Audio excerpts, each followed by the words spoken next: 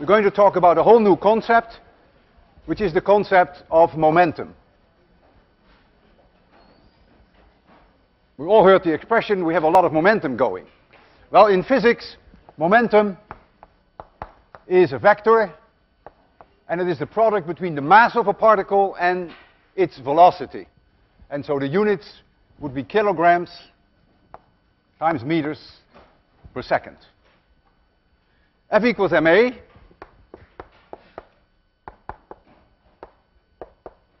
That equals m dv dt. That equals d mv dt. And that equals, therefore, dp dt. So what you see, the force is dp dt. And what that means is, if a particle changes its momentum, a force must have acted upon it. It also means if a force acts on a particle, it will change its momentum. Let us now envision that we have a whole set of particles which are interacting with each other. And the interaction could be gravitational interaction, could be electrical interaction, but they're interacting with each other. Zillions of them. A whole star cluster. I pick one here, which I call mi, and I pick another here, which I call mj. And there is an external force on them, because they happen to be exposed to forces from the outside world. And so on this one is a force Fi external, and on this one is Fj external. But they're interacting with each other, either attracting or repelling. And so in addition to these external force, there is a force that J feels due to the presence of I. Let's suppose they are attracting each other. This would be F that J experience in the presence of I. Actions equals minus reaction according to Newton's third law. So this force, Fij, will be exactly the same as Fji except in opposite direction. We call these internal forces. That's the interaction between the particles. If these were the only two forces, then the net force on this object, on this particle I, would be a force in this direction. This would be F net. And you can do the same here. This would be F net on particle J, and this would be F net on particle I. But since there are zillions of objects here, there are many of these interacting forces, and so I can't tell you what the net force will be. The net force is ultimately the sum of the external force and all the internal forces. What is the total momentum of these zillions of particles? Well, that's the sum of the individual momenta. So that is P1 plus P2, Pi, and you have to add them all up. I take the derivative of this, dp total dt, that is P1 dt. Well, that's the force on number 1. It's the total force on number 1. So it is F1, but it is the net force on F1. And the pdt for this particle equals F2 net force. And the force on particle number I equals Fi net, and so on. And so when we add up all these forces, obviously, that is the total force on the entire system. Now comes the miracle. The miracle is that all these internal forces eat each other up. This Ji cancels this one if you look at the system as a whole, not if you look at the individual particles. But on the system as a whole, they all cancel each other out. And so the total force on the system is simply the total force external, and all the internal forces, you can forget about it. And this means then that we come to a key conclusion that dp total dt fact, I have it written down there. It's so important that I want you to look at it this whole lecture. Look at this. You see that dp dt is the total force externally, forget all the internal forces, and what it means that if the external force, the total external force on the whole system is 0, it means that the momentum cannot change. Momentum is conserved, and that's called the conservation of momentum. It only holds if the sum of all external forces are 0. We could have hundreds of stars like a globular cluster, and they could collide with each other. They could explode. They could break apart. All those forces are internal. They don't count. The momentum of the cluster as a whole, not angular momentum, I misspoke. The momentum of the cluster as a whole would not change if there are no external forces on the system. If the net sum, the total external force, is 0. So the individual stars would change their momentum all the time because the individual particles in the individual stars will experience, of course, the internal forces. I'm not saying that the individual particles do not continuously experience momentum changes. It's just the system as a whole for which the momentum is then conserved. We can do a very simple example so that you get a feeling numerical idea. I would have an object here has mass m1, and here I have one m2. Let this one have a velocity v1, and this one has a velocity v2. A one-dimensional problem, just as a warm-up. They plow into each other, and they stick together. I put some glue on one, and so they stick together. That's a given. You have to accept that. Let this be the direction of increasing x. And so before the collision, I have a certain amount of momentum. I can do this on a horizontal table, which is frictionless. I can do it on an ice surface, which is nearly frictionless, and I ignore air drag. So this is the situation before. And so the momentum that I have before equals m1 v1. This is my plus direction. I could put vectors over there, but that's really not necessary because it's a one-dimensional problem, plus m2 v2. But if you like that, be my guest. That's the momentum before. Now they stick together. And so when they stick together, their total mass is m1 plus m2. And then their velocity happens to be v prime. We often give a prime to the situation after the collision occurs. And so now I can apply for the first time the conservation of momentum. The momentum before must be the same as the momentum afterwards, because there are no external forces on the system.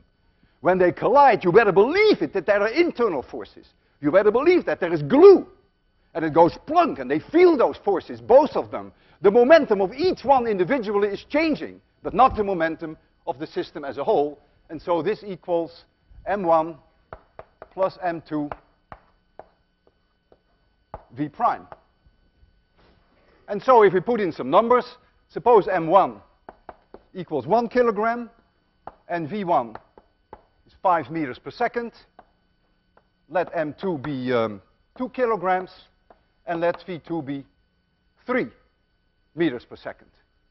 Then you see, since they're both in the same direction, momentum here is 5, plus 6 is 11. So this is 11. And this is 1 plus 2 is 3. So that is 3 times v1 prime. And so v1 prime is 11/3 meters per second.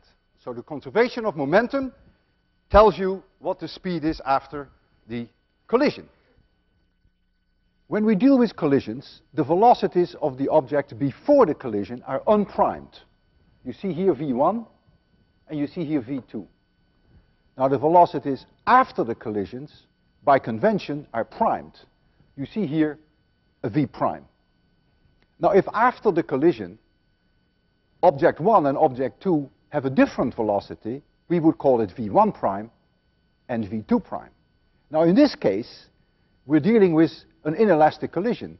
So m1 and m2 are stuck together. They are merged. So it is sufficient to just call it v prime. You could have called it v1 prime, because v1 prime is the same as v2 prime, is the same as V prime. And during the next 4 minutes, you will see that a few times do I call it V1 prime. I wish I really hadn't. It would be better if I had just used V prime. That is unique and sufficient. Now, there was a certain amount of kinetic energy before the collision. And of course, we can all calculate that. Kinetic energy before the collision. That is 1/2 m1 v1 squared plus 1/2 m2 v2 squared. 1/2 m1 v1 squared, 1/2 m2 v2 squared. How much is it? You can do that as well as I can. If you add that up, you'll find 21.5 joules. Trivial to stick in the numbers. Now I want to hear from you. What do you think the situation is with the kinetic energy after the collision? Don't look at the numbers. Just use your intuition. It may be wrong. That's okay. My intuition is often wrong. So there was a certain amount of kinetic energy. We had this collision, and I want you to tell me whether you think that the kinetic energy has perhaps increased or decreased, or maybe the kinetic energy hasn't changed. Who thinks the kinetic energy has not changed? Good for you. I see some parents even. Who thinks the kinetic energy has decreased? Even better for you. Hey, there's a professor of physics there. I can't go wrong there. And who thinks the kinetic energy has increased? No one thinks that. Hey, it's amazing. Let's take a look.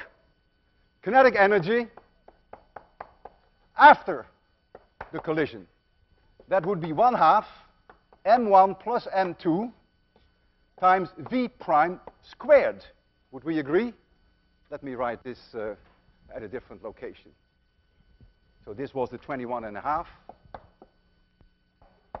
joules. Well, you can do this as well as I can. We know what V1 prime is. That is 11/3, and you will find that this number equals 20.2 joules. So the kinetic energy went down. Now you may say, well, big deal, a little bit of kinetic energy, it's only like 1.3 joules. Who cares about 1.3 joules? Well, it is a real big deal in physics, let me tell you. And I can make you appreciate that it is a real big deal by doing the following. I don't change the masses, but I just am going to change the direction of the impact. Here is m1, and here is m2. The speeds remain the same, v1, and this is v2. No change in the numbers, except that they go now head on. What is the momentum of particle number 1? Well, that is mv. 1 times 5 is plus 5. Remember, this is the increasing direction of x. So the momentum is plus 5. What is the other one? That is 2 times 3. That is 6. Backwards. This is minus 6. So what is the total? The total momentum, if I give it the magnitude, equals minus 1. The magnitude is 1, of course, and the momentum, if I leave this off, we would call that minus 1, because it's a one-dimensional problem. The momentum before is in this direction. It's minus 1. So what now is v prime? They stick together. Here they are. And afterwards, I'm not even sure whether they go this way or this way. Yes, I am sure, because the momentum is in this direction. So I predict that v1 prime will be in this direction. And so this now equals m1 plus m2 times the new v1 prime. Well, m1 plus m2 is 1 plus 2 is 3 kilograms. And so you see that v1 prime equals minus 1/3 meters per second. So the whole system now goes off with 1/3 meters per second in this direction. The kinetic energy before has not changed. It was 21.5 joules, right? That is independent of how I collide them with each other. What now is the kinetic energy afterwards? This is a great tragedy, because now you get 1/2 the sum of the masses, which is 3, times this small number squared. Goes with v squared, right? And now there is only 0.17 joules left. Almost all kinetic energy has been destroyed. So what you see here in front of your eyes, that kinetic energy can be destroyed, But momentum cannot be destroyed in the absence of external forces. Kinetic energy and momentum is a totally different thing. The momentum of the individual particles did change, but the net momentum did not change, but the kinetic energy was destroyed. I can destroy the kinetic energy completely if I want that. I can arrange a collision so that all kinetic energy has been removed. Suppose this particle has a mass 5 and the velocity is 1. This is my shorthand notation. And this particle has a mass 1, but it has a velocity 5. The momentum of this system is 0. Plus 5 in this direction, it is 5 in this direction. But you bet your life there is kinetic energy. After the collision, they hit each other. We agreed that they would stick. There was glue on it. Momentum afterwards must therefore still be 0. Internal forces don't matter, no matter what happens. Kinetic energy is 0. So the whole system collides, bing, and afterwards you have here the sum of the total masses, and it just stands still. Because I told you that they are going to stick together. I used glue. If you have a car collision, and two cars hit each other, and I compare the situation just before the collision with just after the collision. Here are the two cars, and one has a speed in this direction, the other has a speed in this direction, and they hit each other. And they stick together. That's a given. They go one big clump. So this is before, and I can give them some velocities. This is the speed of one, v1, and this is the speed of the other, v2. Afterwards, you see something like this, v prime, just a wreck. The impact time is so short that the change in momentum due to friction with the road, that would be an external force friction with the road, that can be ignored. It's negligibly small. The cars hit. There is a huge internal force going on. One slams on the other and the other slams on one. There is even fireworks. Metal scrapes over metal. Friction, but that's internal friction, not friction with the road.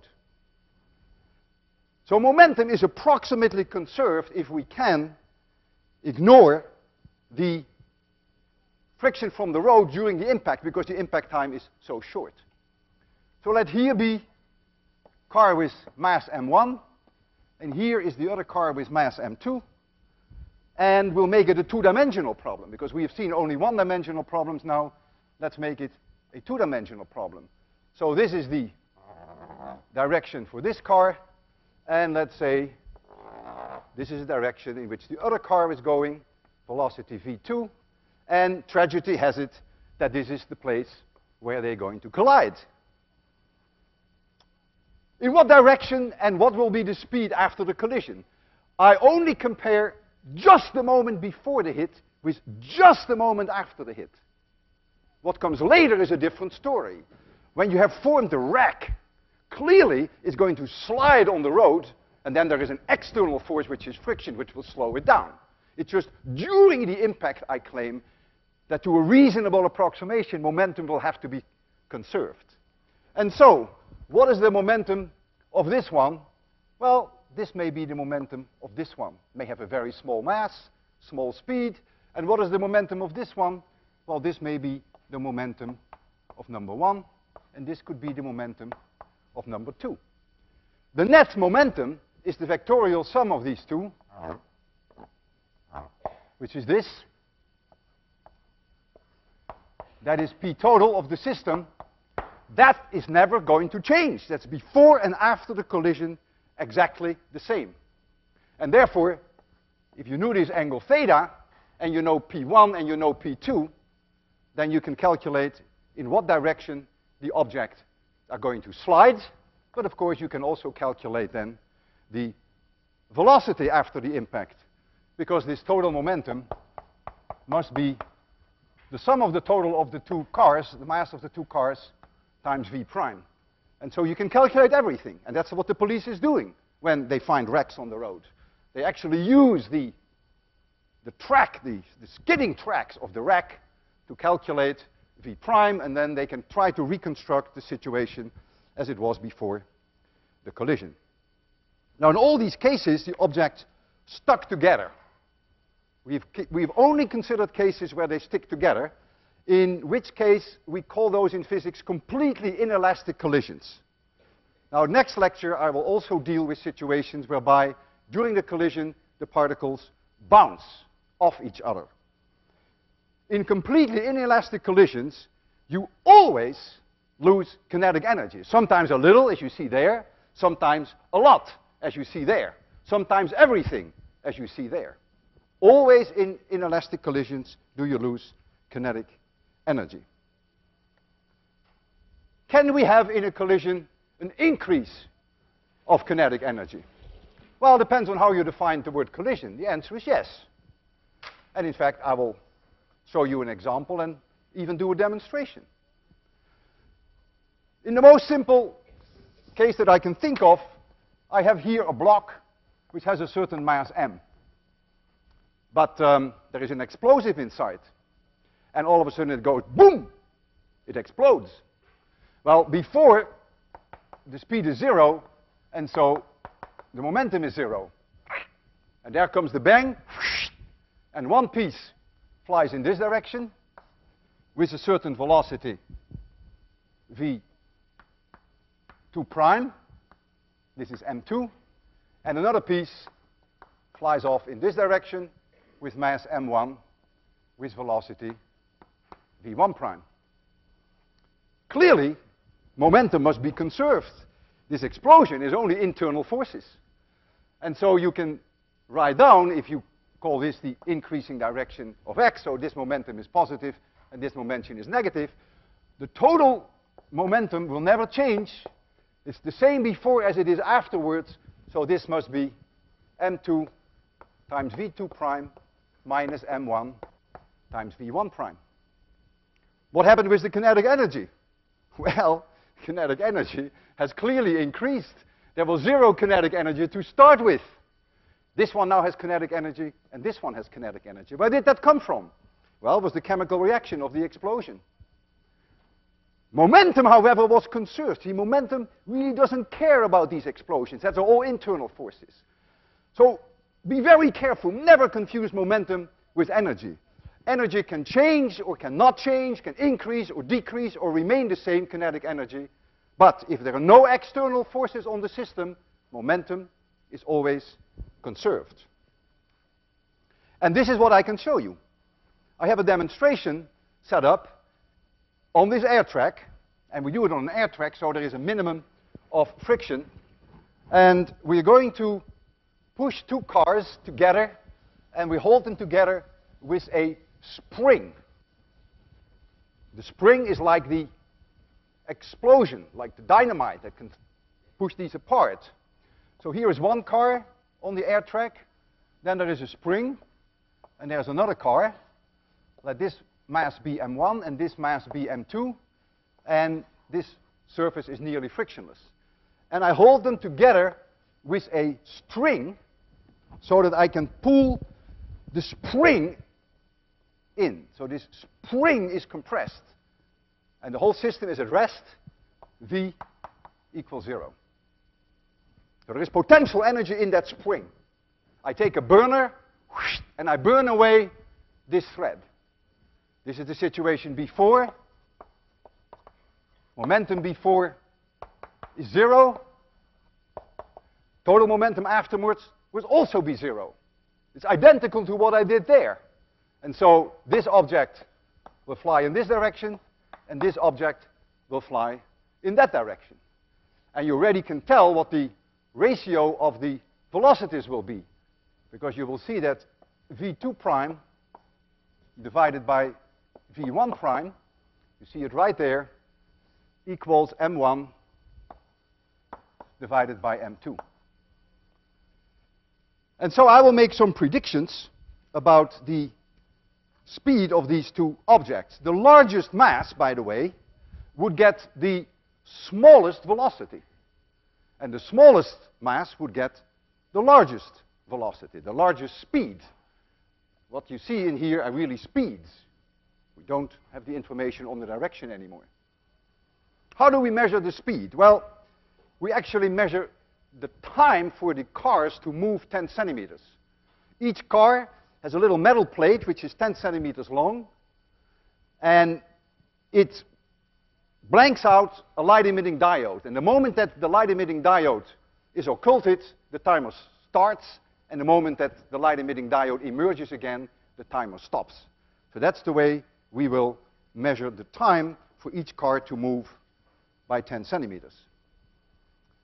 The first experiment that I will be doing, M1, is 244 plus or minus 1 gram, and M2 is also 244 plus or minus 1 gram.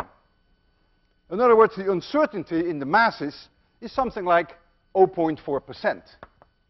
That's just part of life. I can't do much better. The time that it takes for object number 1 to go 10 centimeters is obviously 10 divided by v1, which is the velocity that we want to compare them with.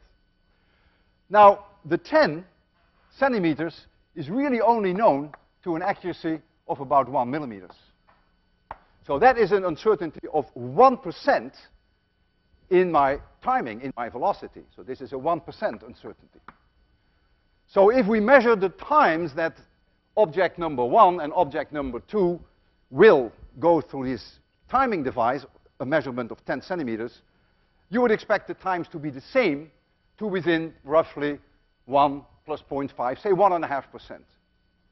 There is, however, an additional problem that is very difficult for me to evaluate, and that's the following. If here is that light-emitting diode, and here is that metal plate that I mentioned to you, which comes over this diode, occults the diode, and says, start the timer, and then the other end, of course, moves off, and then the timer stops, that criterion for on and off for one diode may not be exactly the same as for the other. Here is one system, one car will fly in this direction, and here's another system, and the car will fly in that direction. And that's not so easy to evaluate unless you do a lot of experiments. So I would roughly guess, I'm always on the conservative side, that this may add an uncertainty in the criterion of the diode of another millimeters. And so effectively, I really don't know any better than 2 millimeters what the 10 centimeters is. So I would say we really have to allow here for 2% plus 0.4%. So I would predict that the times of these two cars will be the same to within roughly 5%. That would be my prediction. So we're going to write down here the times, and then we're going to measure them. So time 1 and time 2. And we will see whether these two numbers are the same within the uncertainty of our measurements. Here is the air track. Have to turn on the airflow. Oh, let me tell, for those of you, for the parents in my audience who haven't seen this one, this is a marvelous device. It is a track which is well constructed so that these cars fit beautifully on this V-shaped track. And then we blow air out of this track, which lifts these cars up so that they float. And so we can move them in horizontal direction with extremely little friction. There is no metal touching metal. The only friction you have is the air drag. That you can never avoid.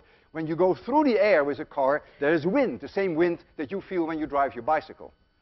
But it's very little, and that's why these experiments are done on these air tracks. These are not cheap, by the way, these air tracks. They're very expensive. Well, you pay $25,000 tuition, so you might as well get something for it, right? So I hope that these timers are on. They are. And now we have here one car. And notice how frictionless it goes when I touch it. It's very nice, almost frictionless. And here we have another one. And they have equal mass to within 1 gram. And there is a spring between them. Some of you may be able to see it. And I'm going to attach now that string to hold them together. And so I put potential energy in the spring by pushing them together. And they're lined up now here. They have no momentum. The timer is not on. Has to be reset. Thank you. They're now both 0. Yeah, you sure? Okay. So now I'm going to burn off that wire. The momentum of each one of those cars will change. One will go in this direction, the other one in this direction. Kinetic energy will increase. That's the potential energy from the spring. But the momentum of the system as a whole, after I burn the wire, will remain 0. Ready for this?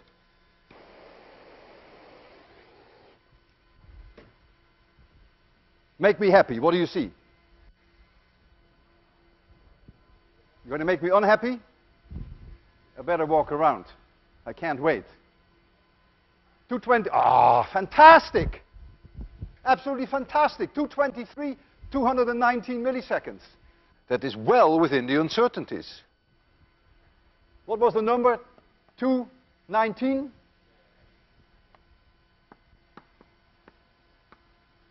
219 milliseconds and 223 milliseconds. If I repeat the experiment and I make the string shorter, I will get different times.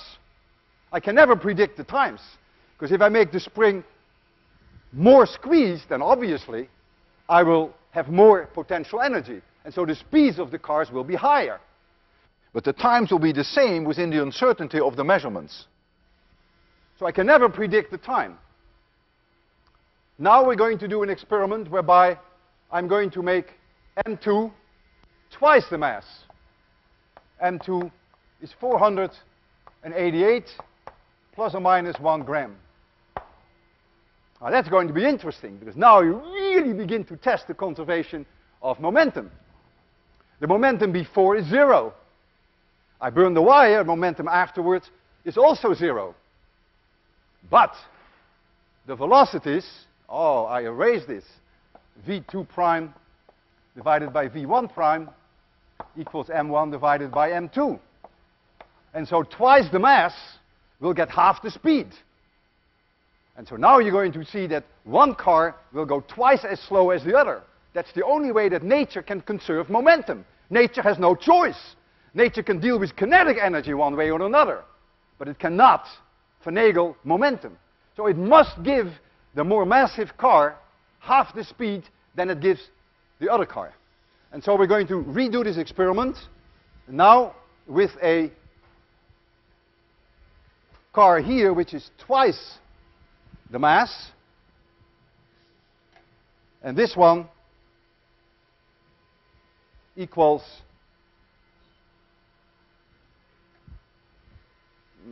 where is my other car? Oh, my car is here.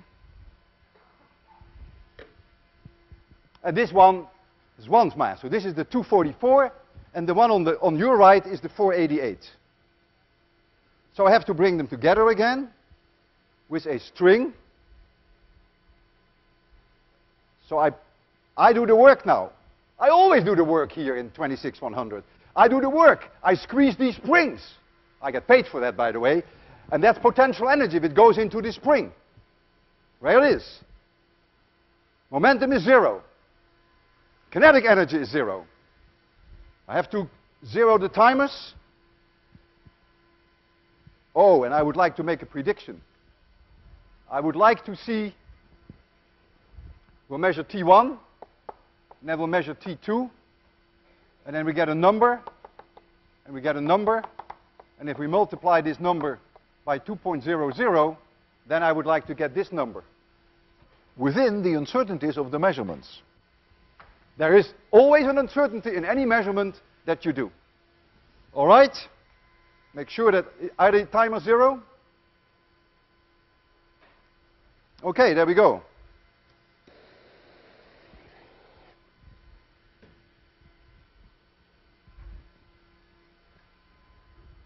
What do you see? Ah, 406, 193. Whew! On the button! 406 and 193. 0.406, is that what you see? Yeah?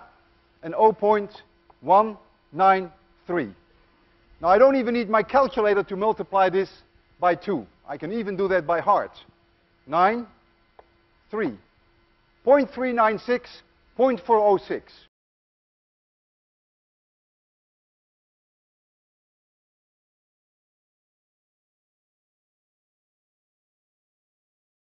close enough.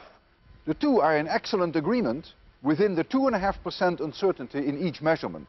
So you see, that's exactly how you can demonstrate the conservation of momentum. They picked up kinetic energy, but after the wire was burned, the momentum remained 0.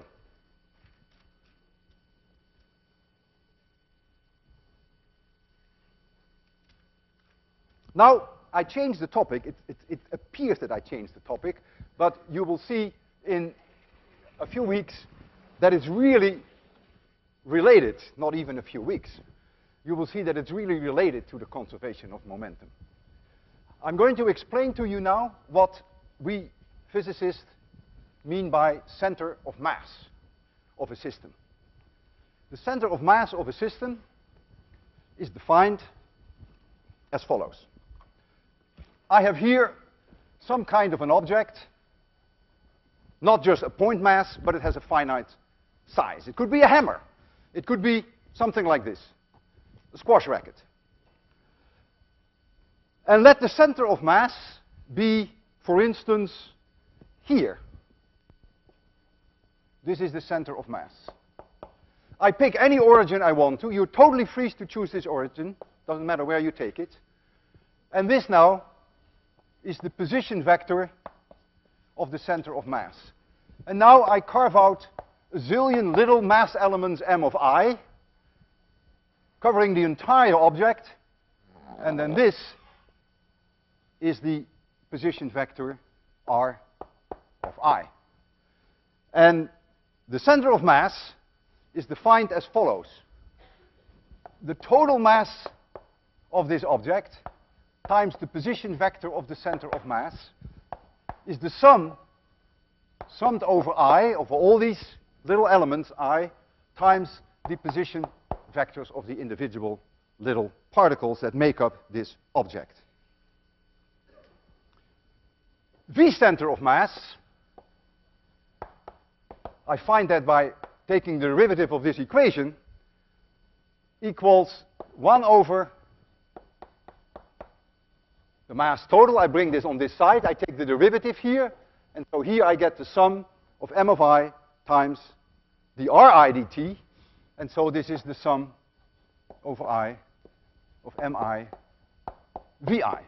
Simply taking the first derivative, which changes positions into velocities. Now this is also 1 over m total times the total momentum, because I have all these momenta of these individual particles, they have together a total momentum. And so now you come to another very important statement in physics, and that is that the total momentum of an object, which could be a hammer, which could be a squash racket, is the total mass of that object times the velocity of the center of mass. And if I take the derivative of this, then dp dt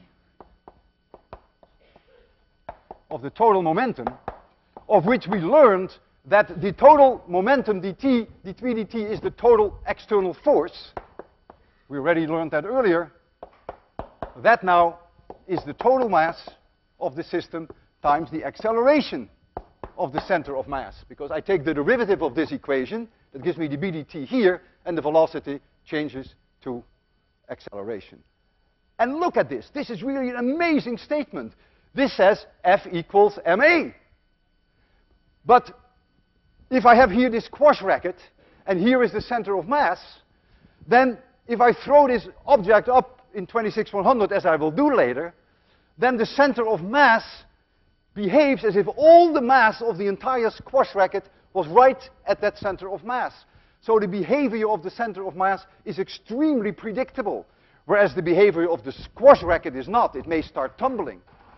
If the external force on the squash racket were 0, then it would continue to go always with the same velocity, the center of mass. If I had here a hammer, this is a hammer, and there were no external forces, I would be somewhere in outer space, and it would have a certain velocity, then the center of mass, but only the center of mass, would have a velocity that never changes, because if there's no external force, then there is only a constant velocity, there's no acceleration. But the hammer itself may be tumbling. A little later in time, the hammer may have this position. A little earlier in time, the hammer may have had this position. But the center of mass is just one smooth motion. That is very mysterious, that there is one and only one point in any one of us, in you, in me, in any object, that the center of mass behaves as if all the matter were together in one point. And so this is another quite important statement. For the center of mass, the total momentum is the velocity of the center of mass. And you take the derivative of that equation and you get F equals ma. And that means if the external force is 0, you can go back to the upper line again, if the external total force is 0, then the momentum of the system is conserved, and so the center of mass will then keep its velocity unchanged. Let's do one calculation to give you some experience on how you derive the center of mass. I'll take a simple case. I won't take a hammer. It's a little bit complicated. I will take 3 masses which are held together by very unphysical, by massless rods, say. Then I have 3 point masses, and that makes my life a little easier. Let this be the y-axis, and this the x-axis. And here at 0, I have a mass m. At a distance L, I have here a mass 2m. This is also L, and this is also L, so this is an equilateral triangle. These are massless rods, and here I have a mass m. And I'm asking you, where is the center of mass? So you have 3 point masses, and they are connected with massless rods. Well, for those of you who have a good feeling for symmetry, they would say certainly it has to lie somewhere on this line. And it's probably slanted in the direction of the 2m, so it will probably be somewhere here. And so this will be the position vector r center of mass. And the individual position vectors from the origin here will be this, and this will be a position vector to this object. And the position vector to this object is 0. And so now we can calculate the position of the center of mass as follows. We know that the total mass, which is 4m, times the position vector, r center of mass, I go all the way up there on the blackboard, that's my definition for a center of mass, equals the sum of the individual masses times their position vector. So it is the sum over I, m of I times Ri. And this I goes from 1 to 3. Now this is a vectorial equation, and whenever we have a vectorial equation, it sometimes pays off to split it into 2 components, a y and to an x component. And so in the x direction, of course the same equation holds for the x components of these vectors. So now I have that 4m times the x component of the center of mass equals this mass times the x component of its position vector, which is 0, plus this mass, which is 2m, times the x position, which is L, so plus 2m times L, plus this mass times the x component of this mass, which is 1/2 L. So that gives me plus 1/2 m times L.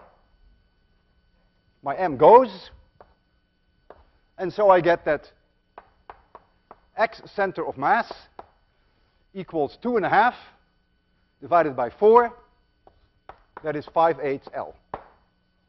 So we were not too far off where we put it. Now in the y direction, you can do exactly the same. You can split it up into the position vector of this object, which is 1/2 L square root 3. This one has no y component, and this one has no y component. So this is very easy.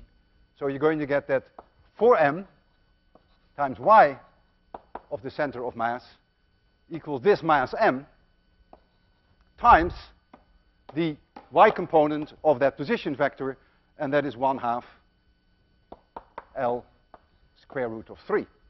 And so you lose your m, and so you see that y center of mass then becomes the square root of 3 divided by 8 times L. And I think that's about 0.22 L very roughly. Yes. And so you see that we didn't put it in so badly. It's about 1/5 of this distance. It's about 1/5 higher than this distance. And so you can calculate the center of mass. That's really not too hard if you have discrete points. If you have a car or if you have a object like this, then it is of course much harder to calculate the center of mass. I will teach you in a few weeks a very easy way to determine experimentally where the center of mass is located. Experimentally, which is different from calculating it analytically as we just did. So I mentioned to you that the motion of the center of mass is very uniform in the absence of external forces. And that I can demonstrate for you again with the air track. We have a system here of two cars which are connected by a spring. I will turn on the air shortly because the air makes a lot of noise. These are two cars connected by a spring, and I will give these cars a certain motion, and they will go in this direction, and they will oscillate in a weird way because they are connected with a spring, and I keep them connected. And it would be nearly impossible for us to evaluate the motion of these two cars individually. But if I give the whole system a certain velocity, and then they go like this, and they keep going like this, and maybe crazy things, momentum of the center of mass will not change. Only of the center of mass. Not of this car, not of that car. That's the uniqueness of the center of mass. And so the center of mass will just laugh at us and ignores all these motions and will travel at a constant speed very nicely. So if you concentrate on that little object, you may be able to see that. You may need a lot of imagination to see that, because you're going to be distracted by the weird motion of the other two objects. This is the center of mass. It's right in the middle. The objects have the same mass. There we go.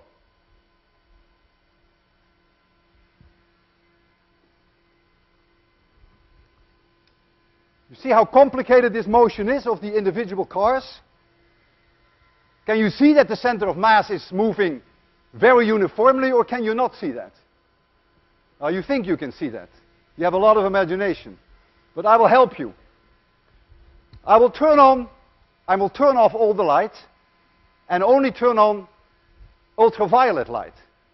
And ultraviolet light will interact with that little ball, the center of mass. And when I then make it dark, you will only see the motion of the center of mass.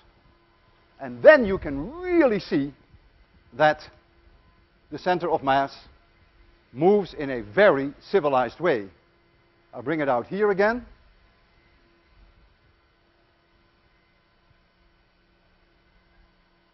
Okay, so now I'm going to help you to concentrate. Are the timers off? Yes, timers are off? Okay, dark. Let your eyes get used to the darkness.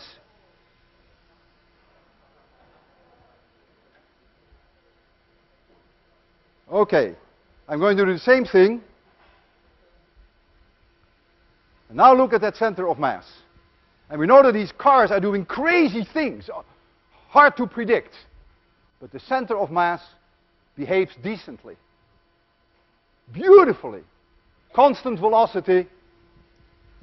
I can let it go backwards, so you can enjoy this once more.